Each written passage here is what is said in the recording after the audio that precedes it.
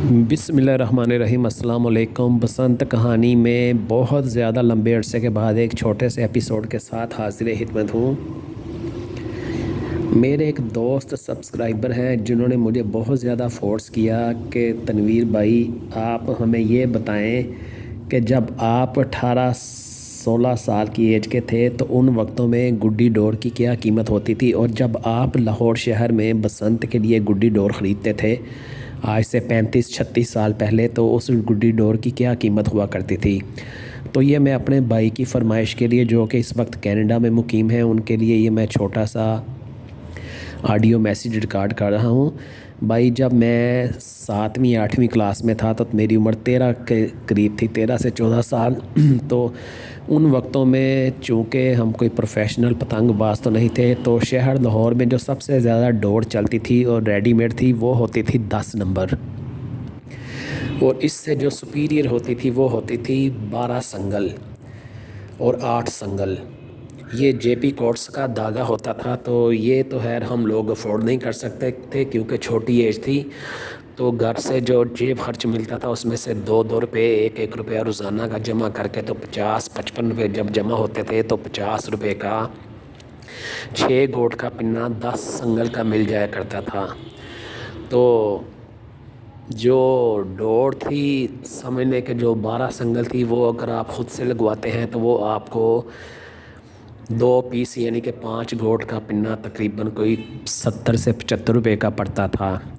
फिर जब मैं कोई 20 साल की एज का हुआ तो इंडिया से पाकिस्तान में बहुत ज़्यादा धागा आना शुरू हो गया, जिसमें कि 5 रीछ और 5 पांडा सरे फहरिस्त थे। तो वो जो फ़र्स्ट टाइम मैंने डोरें लगवाई थी, मुझे याद पड़ता है कि 5 रिच का पीस 21-22 रुपये का आता था, यानी कि 4 पीस आप लेते हैं तो वो 88 रुपये के बनते थे। तो 10 रुपये गोट अच्छे कारीगर लेते थे डोर लगाने वाले, यानी कि 100 रुपये पिन्नी का। तो उन ज़मानों में ये चरखी तो होती नहीं थी, वो जो गाय के आगे तूड़ी वगैरह डालते हैं उसी को अखबार में लपेट कर तो उसका बुज्जा सा बनाकर पिन्ना कर लिया जाता था। तो वो समझ लें कि आपको पूरा 10 गोट का पिन्ना 190-195 रुपये में कॉस्ट करता था। जब मैंने लगवाना शुरू किया, या मैंने फ़र्स्ट टाइम जो पिन्ना लगवाया, वो मुझे इतने का कॉस्ट किया था। तो जो तावा गुड्डा था भाई, वो हम लोग लेते थे 3 रुपये का।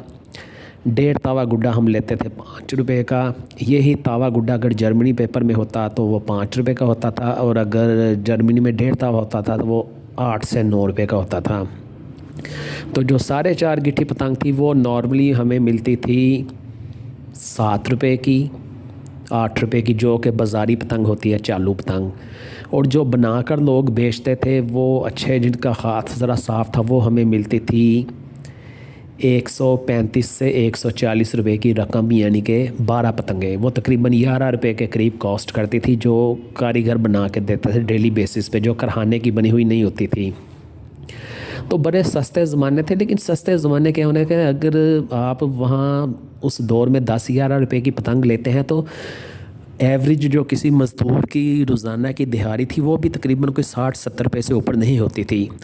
तो ये हर ज़माने में हर वक्त के हिसाब से वही कुछ होता है कि अगर आज एक मज़दूर 1000-1100 रुपये, एक बात है, अगर दिहाड़ी ले रहा है, तो अगर वो कहीं से पतंग ख़रीदे, अगर शहर लाहौर में पतंग मैसर हो, तो मेरे ख्याल से उसको 200-250 रुपये से कम की पतंग मिलेगी भी नहीं। तो ये इसी तरह से ही होता है सारा सिलसिला।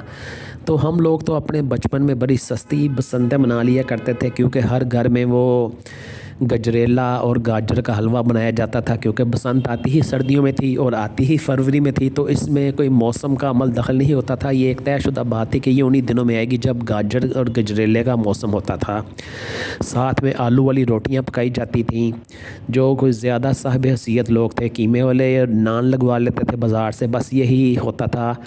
और धूप में बैठकर मौसमी किन्नों वगैरह खा पी लिए जाते थे। कोक शोक पेप्सी शेप्सी का रवाज बिल्कुल भी नहीं था। बहुत कम लोग थे, कोई हज़ारों में एक आध होता था, वो भी उस ज़माने में आरसी वगैरह होती थी, शायद पेप्सी नहीं थी। मेरे वाइल बचपन में मैंने आरसी के कमर्शियल भी देखे हुए हैं, टीवी पे आते थे आरसी कोला। तो ये इस तरह से हम बसंत मनाते थे। मैं फिर से रिपीट कर देता हूँ कि 3 रुपये का गुड्डा तावा, 5 रुपये का डेढ़ तावा जर्मनी पेपर में। फिर वो कीमत थोड़ी ज़्यादा बढ़ जाती थी। नॉर्मल पतंग हमें 6-7 रुपये की मिल जाती थी, 4.5 गिठी, और जो बेहतरीन कारीगर की बनी होती थी वो 12 रुपये की, 11 रुपये की होती थी। तो ये मेरे भाई इस तरह के ज़माने थे। शाम होती थी बसंत को तो लोग जो लूटने वाली डींगरियाँ सी होती थी बांस के आगे, वो बेरी के लगाए होते थे डींगरियाँ सी, जिससे डोर लिपट जाती थी, उसको जलाकर इसको बसंत को अलविदा कर देते थे। जो कुछ ज़्यादा लोग होते थे प्रोफेशनल, वो एक कागज़ का फ़ानूस बना होता था, उसके नीचे आग लगाते थे तो उसमें धुआं बढ़ने से वो ऊपर को उठता था। तो ये इस तरीके से बसंत को अलविदा कर दिया जाता था, और फिर सारा साल इंतज़ार रहता था कि कब अगली बसंत आएगी तो हम फिर से वो बसंत मनाएंगे। तो ये इस तरह की बसंत होती थी, सीधी सादी बसंत होती थी। तो ये दिन तो बहुत याद आते हैं, लेकिन अब शायद ये दोबारा से शहर लाहौर में ये रंग और ये चीज़ें ना आ सकें। तो ये मैं अपने दोस्त के साथ अपने बचपन की बातें शेयर कर रहा हूँ। उम्मीद है कि उनको भी पसंद आएगी और दूसरे दोस्तों को भी, और जिसको पसंद है वो मुझे कमेंट्स में ज़रूर बताइएगा। अब आपसे इजाज़त चाहता हूँ। अल्लाह हाफिज़।